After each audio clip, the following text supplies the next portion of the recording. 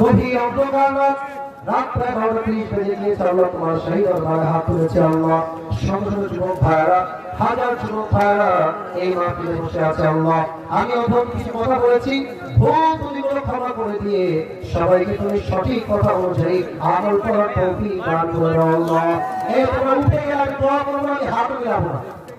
তোমরা বসো, আমি হাত মিলাবো সবার সঙ্গে ইনশাআল্লাহ। যদি উঠে যাও আমি শুনে গাড়ি দেবো, বাসায় ফিরে যাবো। একদম হাত মিলাবো না, একদম ঠিক করে বসে থাকো।